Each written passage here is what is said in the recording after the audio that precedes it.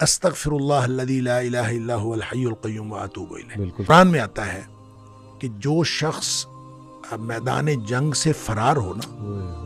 اس پر اللہ کا غضب نازل ہوتا ہے، صحیح، اس قدر اس نے بڑا جرم کیا۔ نبی کریم صلی اللہ علیہ وسلم فرماتے ہیں کہ جو شخص سوچ سمجھ کر 3 دفعہ یہ پڑھ لے، استغفر اللہ الذی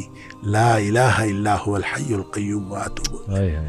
3 دفعہ سوچ سمجھ کے پڑھ لے، اللہ نبی پاک صلی اللہ علیہ وسلم نے فرمایا اللہ تعالیٰ اس کے سارے گناہ معاف کر دیتا ہے، چاہے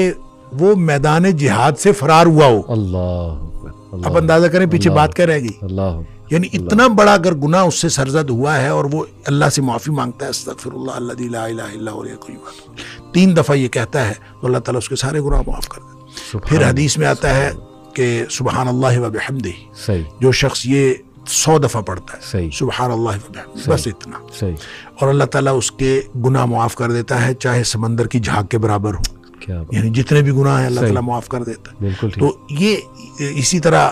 جو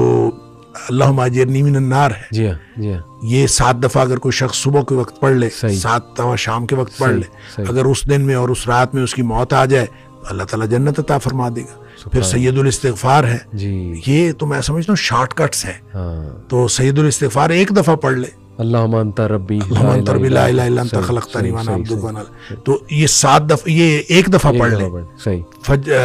دن کے کسی ایک حصے میں پڑھ لے، اس دن فوت ہو گیا تو انشاءاللہ جنت میں چلا جائے گا۔ سبحان، رات کے کسی ایک حصے میں 1 دفعہ پڑھ لے سبحان، تو اس رات فوت ہو گیا تو جنت میں چلا جائے گا۔ تو گویا صبح و شام کے یہ اذکار میں یہ تو شارٹ کٹس ہیں صحیح، کہ اگر انسان یہ پڑھ لے صحیح، تو انشاءاللہ وہ جنت میں جائے گا۔ باقی جو انسان کو یہ خیالات آتے ہیں نا، سائیکولوجیکلی انسان کو ریگریٹ ختم نہیں ہوتا، جی یا گلٹ ختم نہیں ہوتا، جی، یا آپ کہہ لیجئے کہ اس کے وسوسے ختم نہیں ہوتے، ایسے ہی، تو اس کے لیے ایک علاج نبی کریم صلی اللہ علیہ وسلم نے بتایا، وہ ہے لا حول ولا قوت الا باللہ، واہ، بس اتنا۔ صحیح، اور اس کو اگر 100 دفعہ کوئی شخص پڑھ لے، اچھا، لا حول ولا قوت الا باللہ، صحیح، صحیح، لیکن پڑھنا کیسے ہے؟ پڑھنا اس طرح نہیں ہے کہ آپ بس پڑھتے جائیں، ہاں، یہ ہے کیا؟ ہاں، لا حول ولا قوت الا صحیح، باللہ اصل میں کیا ہے؟ صحیح، حول کا معنی بھی قوت ہے اور قوت کا معنی بھی قوت ہے۔ لا حول ولا قوت،